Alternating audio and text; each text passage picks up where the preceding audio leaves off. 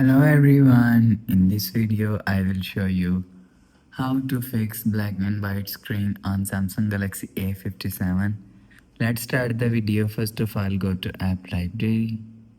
Here click on settings app. Now in setting, scroll down and click on modes and routines. After click on modes and routines, click on sleep, and if you want to fix black and white screen, so turn off sleep mode. After turn off sleep mode, go back to home screen. You will see your problem is solved. But if it still not solved, again click on settings app, scroll down and click on accessibility. After click on accessibility, click on VN enhancement. After click on VN enhancement, click on color correction.